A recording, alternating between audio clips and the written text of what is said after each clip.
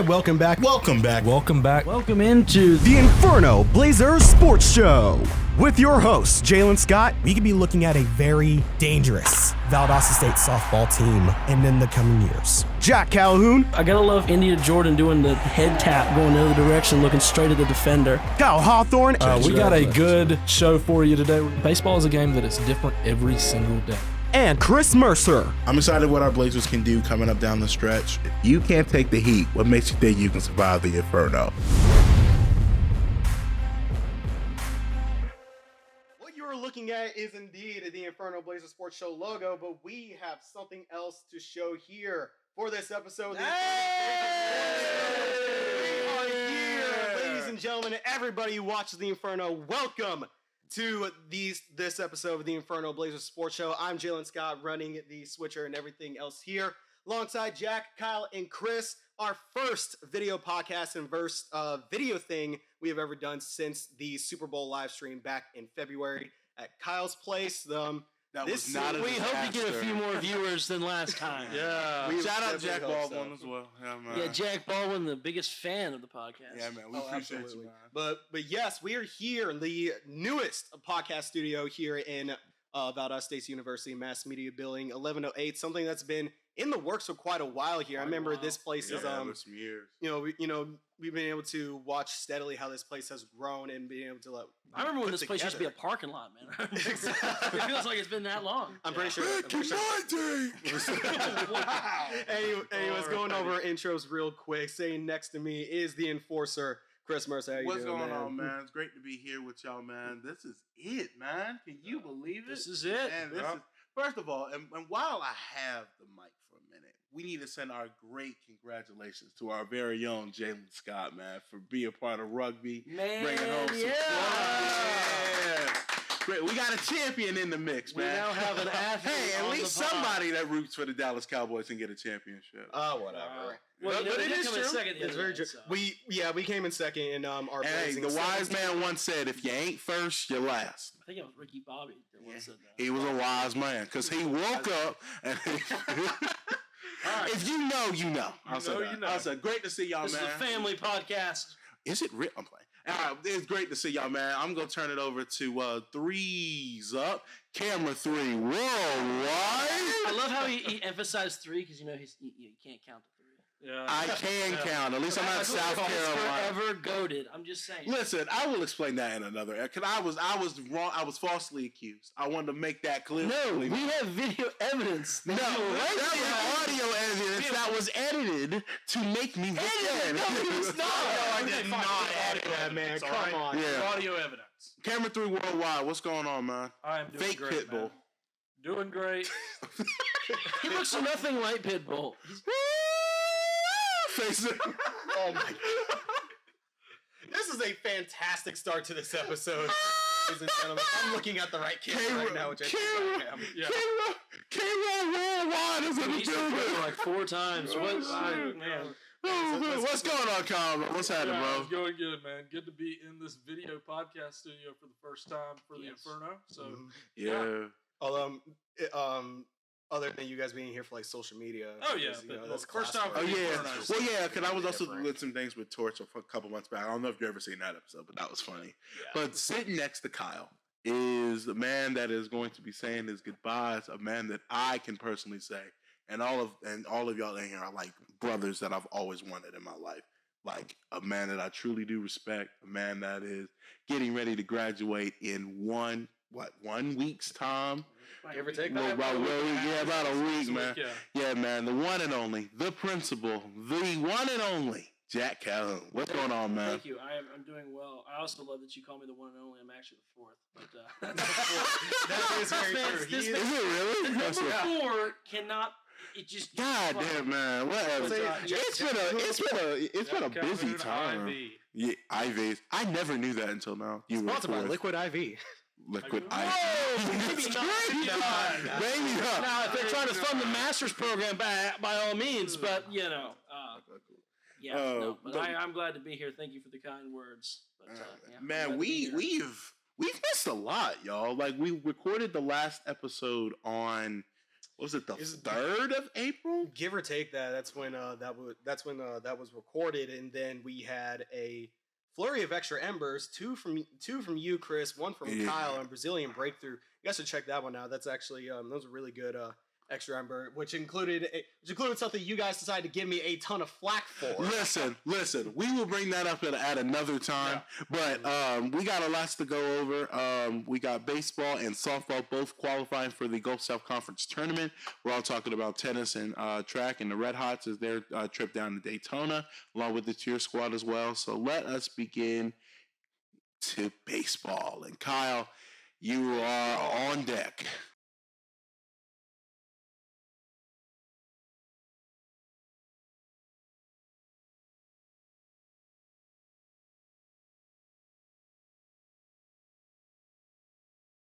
Ready to go. All right. Well, you're at the plate, as I said.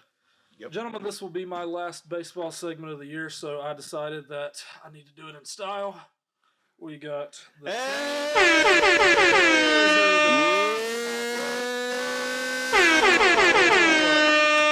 This is not syrup, by the way. This is only stuff. Get you another shot of that now. First of all, the fact that he still has that, y'all, that was back in November. Yes. That was back in November, and he still has the original paper on it. It's crazy. This has been sitting on my shelf at my house. So I figured today was a good day to bring Bible at home. All right. So we've missed a lot of baseball, but what we're going to do is we're going to go over the most recent series versus Christian Brothers, as well as the previous Tuesday game versus Georgia Southwestern. So that's the one we're going to get started first with.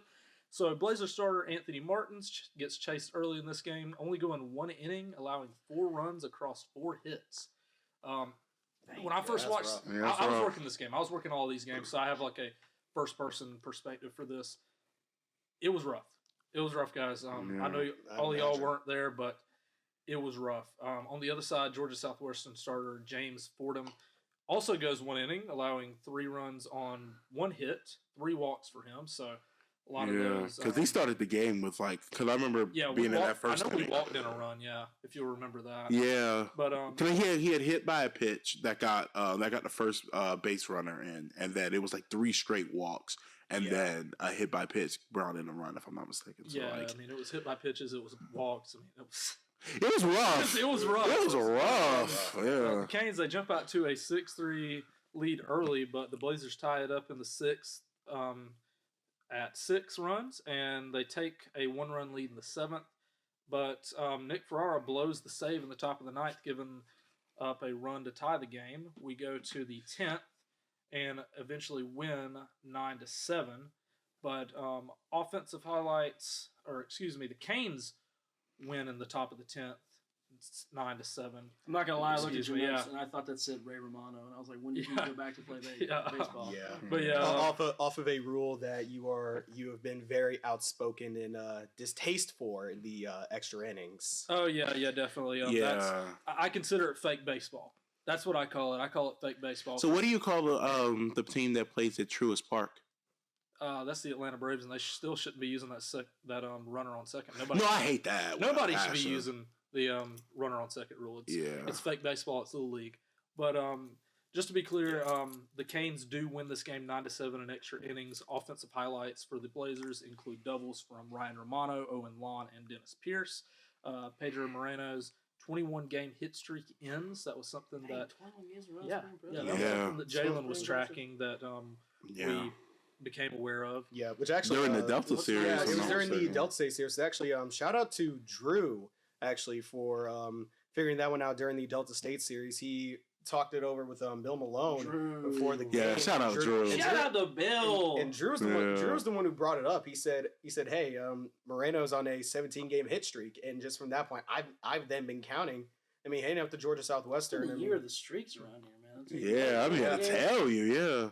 That's great. So I mean, a 21-game hit streak. I mean, that's amazing. That's nearly half the season. Nearly half the season on the hit streak. And here's the thing: it's not even like Moreno didn't do bad. He got an RBI. Even though he went 0 for 5 in that game. So I mean, he was still productive, even though he didn't notch a hit in that game. Yeah, he's still participating. Yeah. But really, the story of this game, what I took away from it's really 2 things. another game, another bad game for the Blazers defensively. 5 errors. You can't have You that can't coming have down the that. I stretch. understand it's Yeah. Division II college, and you're not going to have a perfect game every game. But 5 errors, that's something else. And then the other thing is that David Crawford, our starting center fielder, exits late with an apparent injury. He didn't play the first and third game of the weekend series. He did get in late for game 2 against the Christian Brothers series, but it didn't look good.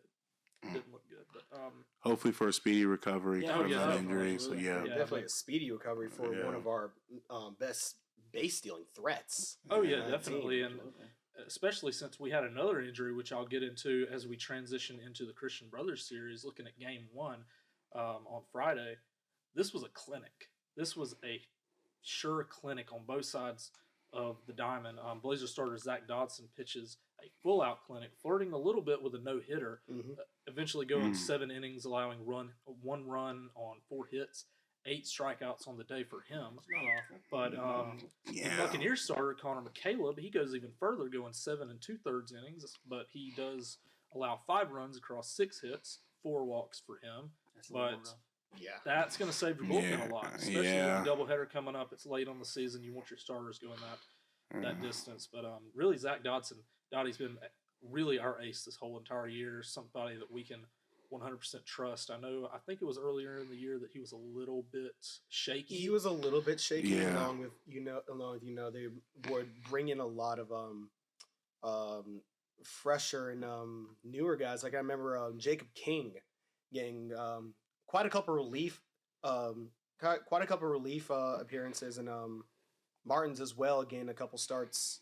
So I mean, at the beginning of the season, it's like they were really trying to figure out, who's going to be that bona fide starter, and now Dotson, I think, has really cemented himself in that kind of spot, much like how we talked about Nick Ferrara being that long reliever. Yeah, and Ferrara really became the closer after J.J. Finn went down, and he's become like a multiple inning closer, which is something that I really like.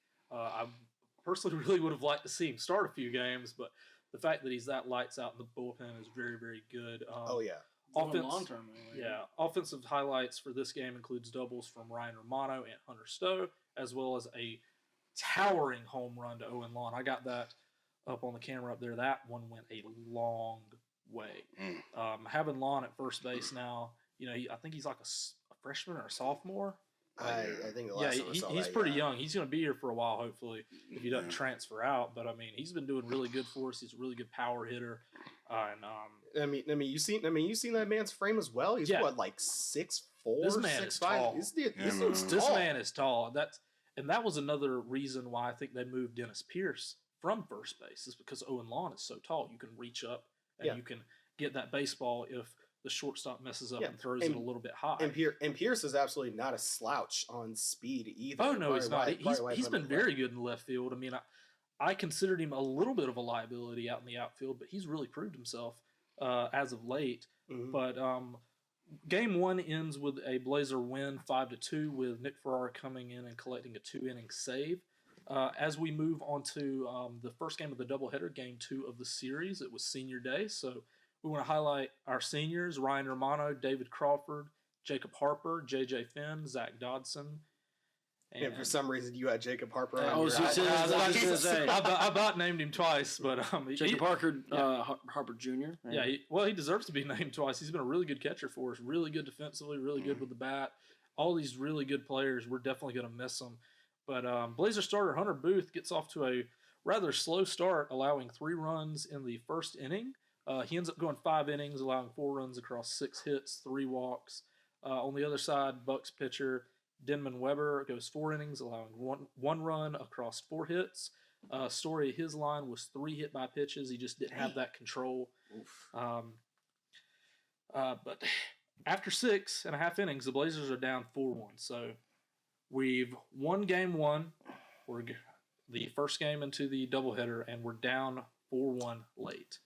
And this is where the game changes, and this is probably one of the highlights of baseball season for me. So our live stream announcer, Bill Malone, comes out, and he sings "Take Me Out to the Ball Game." and the players loved it, the fans loved it, everybody in the booth loved it. It He was sung "Take Me Out to the Ball." yeah, it was great. I think that might have been where I was hearing all that cheering from North Campus. Yeah. To hear all that cheering from the ballpark because the North Campus field where we play our rugby matches not that far away from the baseball and softball stadium. So I think that's probably where I was hearing all that. I was wondering where is that coming from? Yeah, but the big highlight of that is he does the Harry Carey thing, and if you don't know who Harry Carey is, What is wrong with you? Yeah, exactly. Harry Carey was a What is wrong with you? baseball I don't know. announcer for the Cubs and the Cardinals. So he's got a real big lineage for baseball play-by-play announcers. Yeah. With his son and his grandson, and now his great-grandson is actually the play-by-play announcer for the Oakland Athletics as well. Well, more like the so, Sacramento What Athletics. Bill Malone does after the take me out to the ball game is he goes, "Let's get some runs," which is something that Harry Carey used to do when he did take me out to the ball game for the Cubs. So after that, the Blazers flat out explode in the bottom of the seventh, scoring 6 runs to take a 7-4 advantage. They score 3 more in the bottom of the eighth and eventually win 10-4. We was going around in the broadcast booth, and we was like, we're definitely crediting this win to Bill. I mean, he fired up the team with that, and we won because of him. The power of Bill Malone. Exactly. But shout out to him because we Knowing Bill, he'd probably be like, "No, I had nothing to do with it." No, You took the credit. He says, "I'll take it." Mr. Malone, if you're watching this, we hope you know you caused because that. he's an unofficial member of Blazer Sports Media because we did the team photo. Yeah, I mean, against he's great. I mean, a few games ago, we were sitting there talking about Braves baseball. I was telling him what channel it was on and who was pitching. So, just a cool little moment there. But offensive highlights for this game include doubles from Ryan Romano, Hunter Stowe, and Owen Lawn. The Blazer reliever picked up the remaining 4 innings as well to kind of just solidify the 5-4 to save us for the second game of the doubleheader. But a big thing for this one is, and I hope I'm saying this right. If I'm not, I'm sorry. Farid Elgic, yes. He exits late in the game after colliding with the outfield wall. It was ugly. Yeah. It was really ugly. If y'all haven't heard about this, yeah. he hit his shoulder first and then hit his head. We thought he made direct contact with his head first, and we're like, oh, that's a concussion. Yeah. But he stayed out there for a while, and they eventually had to walk him off the field. It was ugly. He went up and he sat beside me up in the booth after the game, and you could tell he was still in a little bit of pain, but mostly just frustrated, not being able to help his team out. I know in Game 3, which I'll get to in a second, I heard he made the comment, I didn't sacrifice my shoulder for this to happen. He says not for a series win, but for a series sweep. But as we close out Game 2, a big thing for that game is no errors. No errors. That's huge. I remember talking on the mic. I'm like, there's no way that happened. There's no way we walked out of a game with no errors and the win. But, we definitely made up for it in Game 3. Oh, yeah. Blazer starter Jude Argus, 4 innings. That is a crazy transition. You got our butts kicked in Game 3. It's true. It's true. No, and then I just hear, we made up for it. I'm like, oh my God. Believe me, let me get into it. Let me get into it. Errors. Believe me. Yeah. Blazer started Jude Argus, 4 innings, allowing 5 runs across 3 hits. On the other side, the opposing team starter Joseph Gibson goes 4 innings, allowing 2 runs on 2 hits. Christian Brothers kind of gets back at us for that big bottom of the 7th in the top of the 5th with a 9-run inning. They just explode, and we're sitting there like, okay, maybe we'll get run ruled. Maybe we can go home, right? And I thought I was bad. I thought that's bad, but as a person, that we're working that doubleheader. I mean, yeah, I get it. You want to win. You've already won the series. Let's just get run ruled and go home. Let's be honest.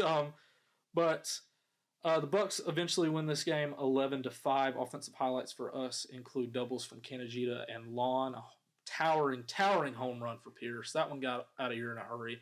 But really the big story of this game is 4 errors from the Blazers, 3 from our shortstop, Pedro Moreno. He really just didn't have it. He was underthrowing a lot of his throws to first, and 3 is actually pretty generous, actually. From what I saw, he probably should have ended up with about 4 or 5, if I remember correctly. But, yeah, we get the series win against a conference opponent. Nothing to complain about there. Second straight weekend with a series win against a conference opponent. Blazer Baseball hits the road to face Emory-Riddle, our manager's former team, on Tuesday to close out the regular season. And then we hit the conference series against West Georgia in Carrollton to fully finish the regular season. We head to the GSC tournament in Alabama. The Blazers are currently sitting tied for 3rd place in the GSC standings with West Florida and Delta State, only sitting behind Lee, who is the 1 seed, and Auburn Montgomery, who is the 2nd seed. But yeah.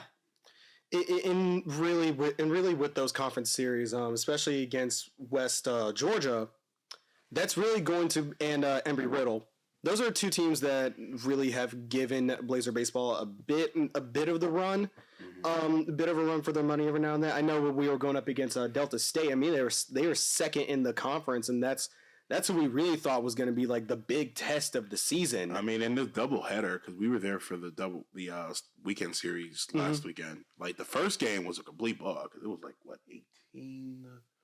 What was it against? It was Delta State, and it was like that Friday game, and I believe it was more by double digits that we won.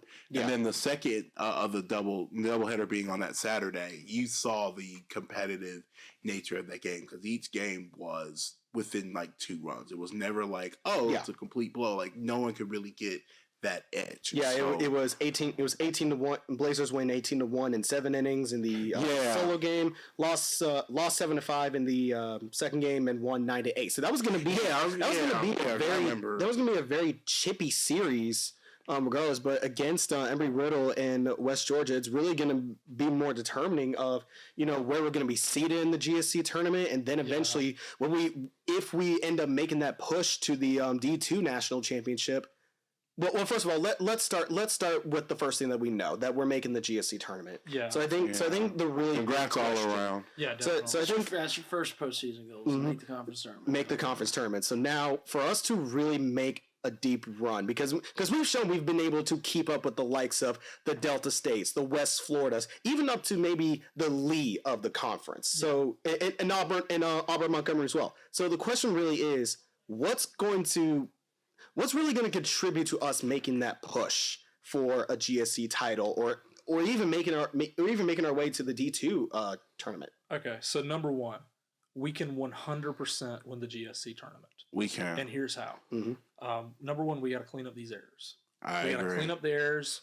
We can have 1 or 2 errors in a game and still win the game. Yeah, but you can't go into a game and have 4 or 5. I agree. You got to clean up the errors. You got to clean up the walks. Another big thing for us is the timing and scheduling of the tournament itself.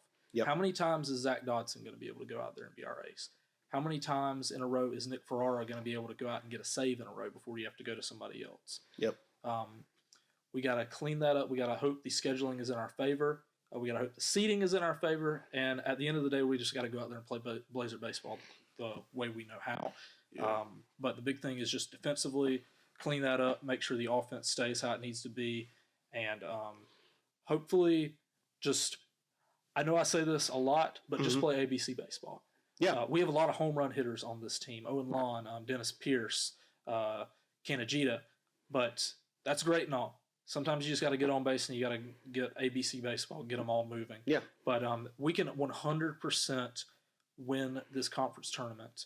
If the Cards play right and we play right, we're going to be fine. As for the Division II tournament, number 1, you got to go deep in the GSC tournament.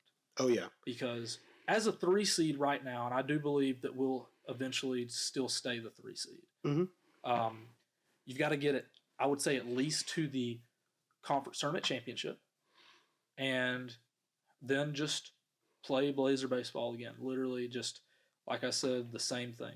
Clean up your errors, clean up your walks, hope the scheduling's in your favor. And I think and especially going back to your point of playing ABC baseball, I mean, obviously we have the contact hitters.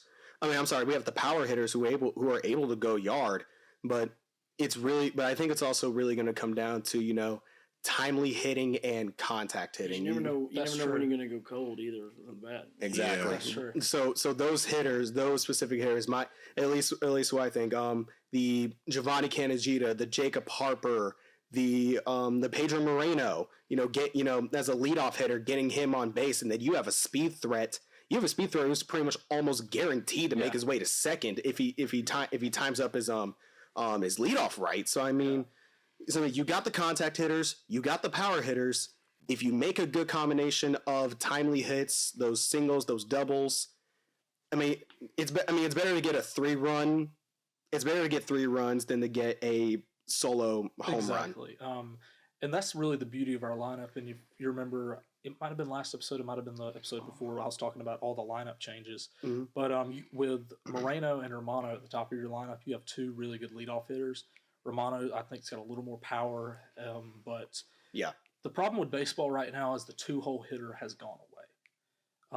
When you start, like on a major league standpoint, when you're putting Bryce Harper or Freddie Freeman or Mike Trout in the 2-hole, they're 3-hole hitters. They're 3-hole hitters, and you're moving them up for just a little bit more of a let's go get it now, if that makes sense. Well, the Phillies can get away with that because they have They have all those Schwarber power at the hitters. like you got Schwarber and but Castellanos and all them. But The original purpose of a 2-hole hitter is to be your leadoff hitter if your leadoff hitter doesn't get on. Yeah. And Romano's really good at that. He's on any other team, he's probably hitting leadoff, but we have Moreno, so he's not. Yeah. So that's really the beauty of our lineup is we have 2 really good leadoff hitters, and then we have power after power after power to get those 2 guys in. Yeah. And speed to go with it too. Never doubt the speed on the base course. Yeah. Absolutely. But that's really all I got for baseball. We'll go to a commercial break. This has been the Inferno Blazer Sports Show. We'll be back after a 30-second break and a message about our brand new website. The Inferno has a new home on the internet with a brand new website. Head over to www.sites.google.com/view/The Inferno B.S.S. to learn more about the show, find links to all our podcast hosting platforms, stream some feature content, and more. Catch up with the show on www.sites.google.com/view/The Inferno B.S.S. And now, back to The Inferno.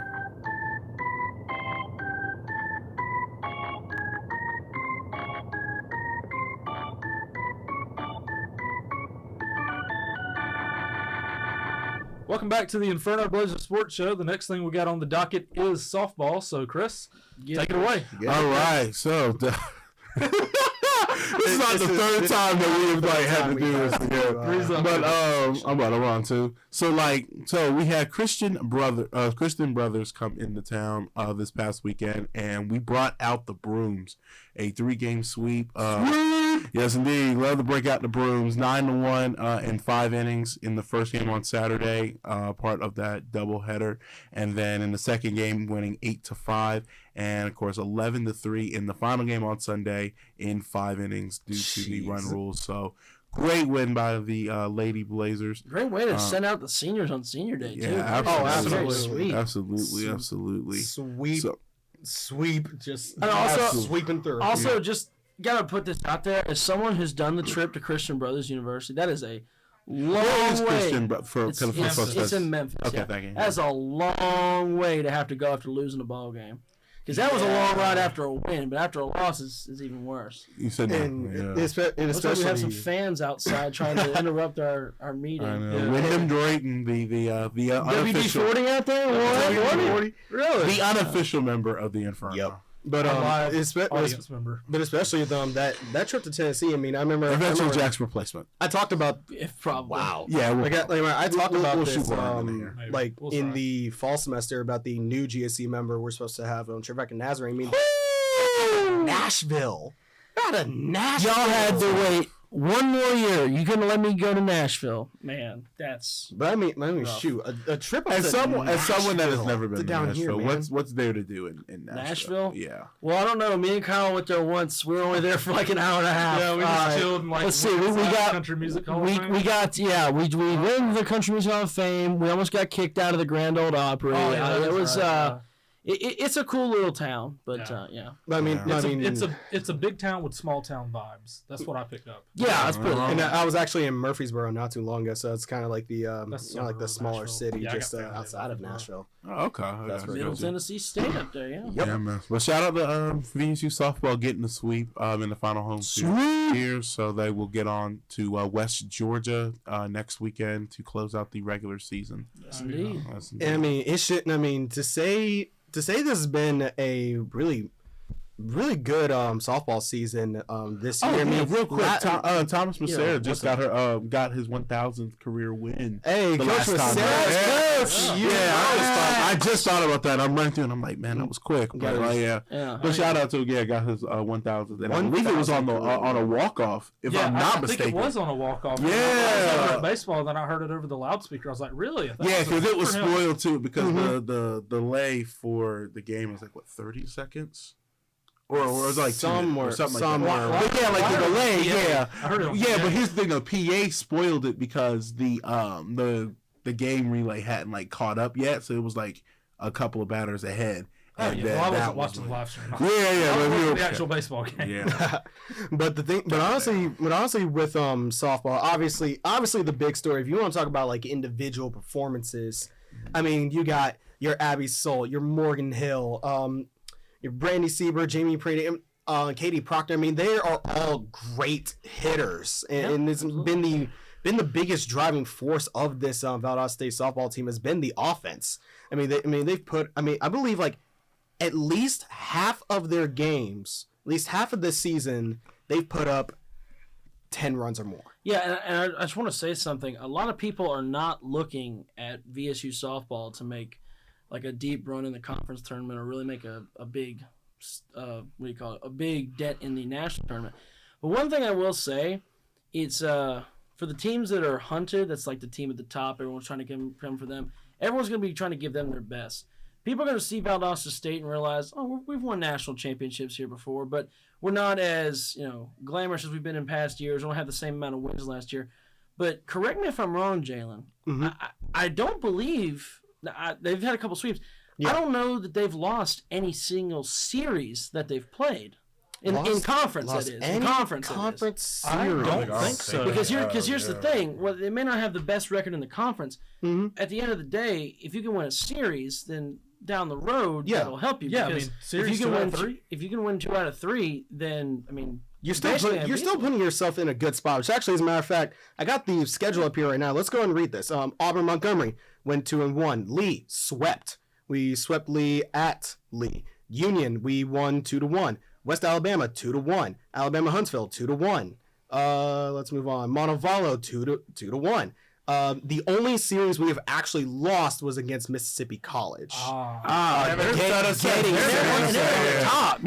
swept in that one. But I mean, they're like 39-6, if I'm not mistaken. give or take that. But I mean, They're good. I mean, even against Mississippi College, which happened just a couple weeks ago. Here's the final game scores. Game 1, 7-5. Mississippi College won. Second game, 12-4 in 6 innings. But in game 3, and just a reminder for everyone out there, softball games are 7 innings. Game 3, 7-6 loss in 10 innings. Wow. 10 innings. We took the top. Watch out class. for Valdosta State softball come the postseason. And They're nowhere near as strong as where they were last year. What it sounds like to me, still are. now I don't know our seeding, and so if somebody does, right now we're number 5. Yeah, at 5. So if we're at 5 and we've only lost 1 series to a conference opponent, Then in thinking that same way, there's really only one team that shows they can beat you in a series. And here's the thing: if you make it to the final round of the conference tournament and you lose to that team, you'll still get in the NCAA tournament. Yeah. You know what I mean? And they can still win a few games there. Maybe make a push at Super Regionals and possibly the World Series. Yeah, I mean it sounds a whole lot like baseball, where you're taking care of your conference series, but it's just you're letting it go in the weekday series. But at the end of the day, it sounds like we're a 2 seed in disguise. I really honestly think so. This is something I talked about a lot in my softball extra ember. I mean, this offense. it carries. This offense really, really bears most of the workload of this Blazers softball team. Not to say that the pitching and defense hasn't been up to par. It's been there. It's been there. It's absolutely been there. And the thing that we've also talked about with baseball a lot of how sometimes you really need to clean up the errors. It's same thing applies here to softball. I really see this team making a deep run. And here's the thing as well. If you look back at previous seasons of Blazer softball, you compare it to this year. I remember saying in that softball extra as well, for every year since 2014, with the exception of 2020, the Blazers went 12-3 in their first 13 games, or have won at least, I believe the number was 80% of their first 15 games. This year being the outlier where they went 8-7. And I said then that initial struggle, that initial kind of just really trying to piece things together with all the new talent, because this is a vastly different team than it was last year. It was not just from an individual level, but losing quite a couple key individuals. You know, Massera and Lewis and Richards. Hard to lose a 3-time All-American. You know? It sincerely is, but this team was really played together as a team. You're not really having to rely on any sole player to make the out, to make that pitch, to get the key at bat, because everybody can do it equally. And I think that's a really dangerous thing to have. Yeah. That's a dangerous thing to have heading into the postseason, because when you're hot, you're hot. Yes. It's like the late great Jerry Reed once said: "When you're hot, you're hot. When you're not, you're not." And when this Blazer team gets hot, you will find yourself being down by potentially double-digit runs before the end of the third inning. Blazers get hot, no pun intended. Okay. Yeah, I mean, it was the same concept with Lady Blazer basketball this season. Chris, what was that? What was that, Chris? What are you You doing? know, like when you do with the drums when you say like, I just looked like you were over there on your little thing, and then out of nowhere you're like, aha! I'm like, what are you doing over there? But yeah, I mean, it was the same concept with Lady Blazer basketball, as where, you know, we had the Gulf South Conference Player of the Year. We had a lot of really good players. But the reason we were so successful, you know, I know we ended the season earlier than we wanted to, but the reason we were so successful is because we had all those really good players, but we also played well as a team together as well. Oh, yeah. Nobody was really selfish. They was always playing as a team once again. So you could see the softball team going pretty deep in the playoffs as well. I really do as well. I think they have probably some of the most potential. They probably have the most potential, especially against these other teams that are ahead of us right now. You know, the Auburn, Montgomery, the Mississippi College, the Lee. I mean, it's already shown in the regular season we can beat these teams. Yeah. The only team that's really ever been a huge threat to us was Mississippi College. But even then, we kept it as close. They kept it as close as they possibly could, and they really showed that, you know, they've got the fight, they've got the spirit, and they're willing to do everything they can to, you know, come out with a win on top. So with that being said, following this little softball segment, we're going to take another quick break here to do a little bit of a promotion for our final season finale of the Inferno Blazer Sports Show, which we'll get to right now. We'll be right back on the Inferno Blazer Sports Show.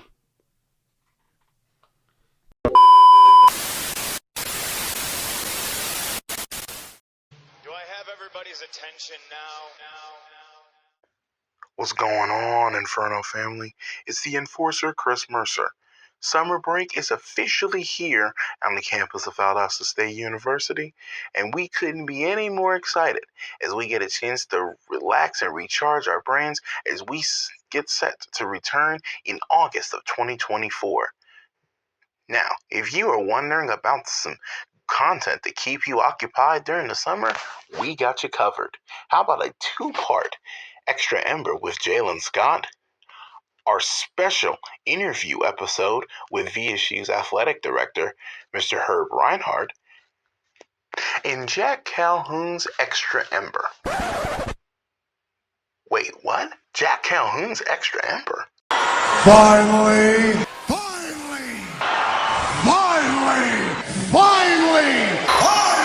Wow, I guess that isn't a typo.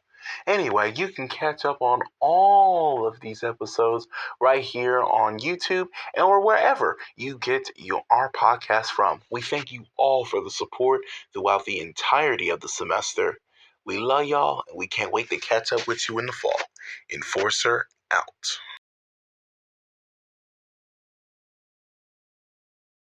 Ladies and gentlemen, welcome back to the Inferno Blazer Sports Show. And Jaylan, you got some hot headlines for us going all over the place as a multi-sport endeavor you're venturing on. So, Brent, tell us all about it. Oh, definitely, man. Well, first of all, I'm going to talk about Blazer tennis. I mean, let's start with this one thing. Both Blazer tennis teams, men and women, made the GSC tournament over the weekend. A couple hot headlines with that. The men, the number 3 ranked men's tennis team going 17-3 overall, 8-1 in the conference, took down the number 1 St. Leah Lions on the road. In a 4-3 upset win, and recently took down number 23 Lee on senior day 4-1. Christian Waddell, Takeshi Tako, Jan Skirbatis, and Jerome Akoni sweeping the singles matches after VSU drops the doubles points. So great win by the men Blazers, securing their spot in the GSC tournament with a 2 seed as they share the GSC title with West Florida. Team has been kind of a bit of a thorn in their side this season, but they're really going to prove how strong they are in this postseason against other conference opponents, face off against Montevallo in their first round series. With the women's team, number 27 ranked women's team. Let me start with this one thing. They're 10-11 overall, but 8-2 in the conference. That is a team that is a force to be reckoned with, that they grind it out and they tough it out with every opponent they face. They're not an easy task to take down in the conference. Also winning against Lee and shutting out West Georgia 7-0. So VSU and Auburn Montgomery ended up tying for second in the regular season on the women's side, and will be the number 2 seed in the Gulf South Conference tournament. So both teams will be heading out to Montgomery, Alabama in the GSC men's and women's tennis championships from the 27th to 29th as the 2 seeds in that tournament. I'm super excited to see how they perform in that tournament. I think they really have the chance to go far, especially. Man, best of luck to them. Yeah, bro. definitely. I heard a little bit of a rumor that if we take care of business in the tournament, that we could be hosting the national tournament right here in Tattletown. That'd be great. That would be great, man. That would be fantastic. But Hold your enthusiasm there, Chris. I've been up since 4 a.m. I am exhausted. Yeah, trust me, I get that one. But moving on to cross country now, they recently competed in the Georgia Tech Invitational up in Atlanta, following the Mount Berry Invitational out in Mount Berry.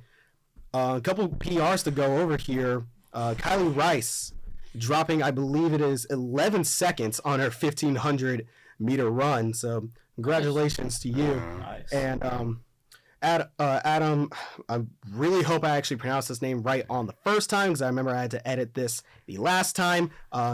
It is Adam Maestro Bueno, dropping his times in the 800 meter, the 1,500 meter. He dropped 10 seconds in his 1,500 meter. And Matthew Hurdon also got PRs in his 800 meter, and he dropped 6 seconds in his 1,500 meter. And probably the biggest drop of that meet was Parker Jackson, who went from a 16:30, let's just round up 16:30. He ended up dropping that to 15:49. So that is a massive drop for 1 second. Massive drop for Parker Jackson, who's just been nothing short of amazing in his distance running. He set the record. This man literally set the record for the 1,500 meter race a couple weeks ago. So that's great. So congratulations to you, Parker. Congratulations to all of our Blazer cross country runners, all of our track runners are in the 800 and the 1,500 and the 5,000. Lord, I cannot do that. My legs would actually fall apart. My legs Like the Cowboy season last You year. and me both. Oh, most definitely. There it is. And in the last hot headline we're going to go over. The Cowboys did. Last hot headline we're going to go over is with the Red Hots and cheer team, who recently went down to Daytona Beach, Florida, to compete in the NCAA and NDA Nationals championships. The Red Hots placing second overall in the hip hop division and the jazz division, and the cheerleading squad placed sixth in the intermediate all girls division 2 finals. in those championship tournaments. So massive shout out to the Red Hots and cheer squads representing Valdosta State in a big way in that tournament play. Again, 2nd and 6 out of, I think the last time I checked the total rankings, out of maybe like near 50 to 100 schools with point margins literally being less than 1. Anywhere between 0 and 1 of point margins. So going 2nd and 6 in those respective competitions is just nothing short of amazing. Yeah, man, so that's been my little thing of hot headlines. We're also going to move on to in this episode. There's a big elephant in the room, y'all. Something that we hadn't had a chance to discuss it because on April 3rd we recorded the last one before it came out on that Friday, and then April 4th. Literally some huge news in the world of women's basketball, especially here in Titletown, and Jack Calhoun has more. Yeah, so Coach Shermer, Coach D, is actually going on her way up to UT Chattanooga. She's taking over as the head women's basketball coach at Chattanooga, and we couldn't be prouder of her. Yeah, man, absolutely. Round of applause for her. She's been rising through the ranks, and she had a really good year this year. Obviously, heading the league while she was here. It's an understatement. Honestly. It was great. And I have such a respect for her, not only on a professional level, but on a personal level, getting to know her, traveling with her and the team this past season.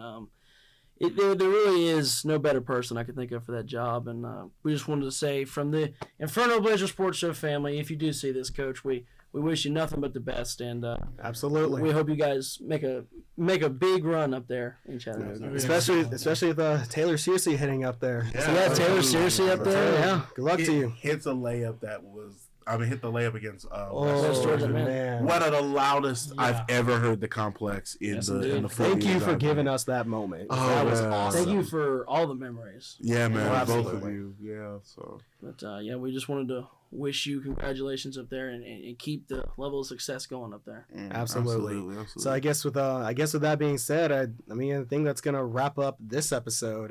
This season, really. We've talked about everything. We've talked about everything we could as we head into summer. I mean, it's a huge dead period for us here because now I have a lot of sports to talk about. We're all gonna be heading back home. I know.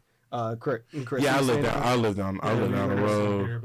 I'll probably be in town doing stuff. I'll probably put out some stuff. I know I'm heading back up there later on. So be on the lookout for that. I'm putting together a little documentary that I'm going to do about VSU, what makes us different, and all that fun stuff. That'll be out there. So we're gonna try to keep some form of content going over the summer. We hope to really pick this back up in the fall semester of 2024. This has been an amazing first year to this. It's been a wild ride, for sure. It's definitely been something. But it's going to be different in the fall. Yeah, it is going to be different. I feel that we're going to have a huge, hole to fill in more ways than one.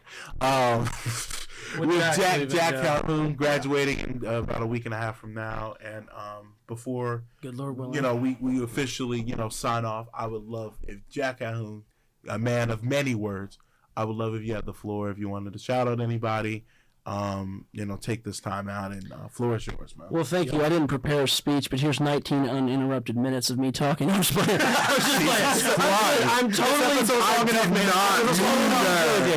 No. It's kind of hard to believe my time here is over. I remember starting here 2.5 years ago, and I remember getting through the first semester and thinking, man, this was hard. It'll be easy sailing from here. And it's obviously... boy, was I wrong! I'm a sophomore, and I can tell you that. Yeah, no, but to all the people behind the scenes, there's too many people to mention. I just wanted to say thank you to everyone that helped me along this journey. You can't do it alone. It takes a village. And to all of you guys that listen to me on the radio, first off, thank you. And secondly, I'm sorry. But I've enjoyed being a part. I've enjoyed being a part of the pod. And I can't wait to see where you guys take it next year. And what's even funnier is originally, as far as I remember, this podcast originally started as an idea between 1, 2, and 3 here. Where it was, first of all, point of you, Kyle's 3 was not intentional. No, that's why I would have recommended. I was like, ain't that fitting? But originally, this podcast idea was actually supposed to be kind of a bargaining chip. Yeah, kind of a sort. we wanted to originally do a pregame show for Valdosta State football, but this podcast has really turned into just something all in its own and something that we're all really proud of. I get a chance to hang with the boys, so I couldn't have asked for anything. As we close out this episode and this season, this is Jack's last episode, so who better to close us out? Well, thank you there, guys. From Titletown, USA, alongside Jaylan Scott, Chris Mercer, and Kyle Hawthorne, I'm your voice of the Blazers, Jack Calhoun, signing off one final time. Have a great night. God bless, and go Blazers.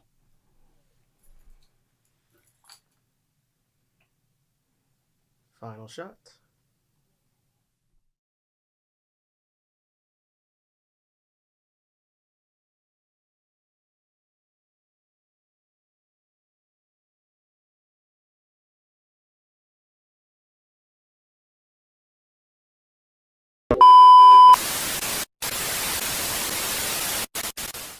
Cree.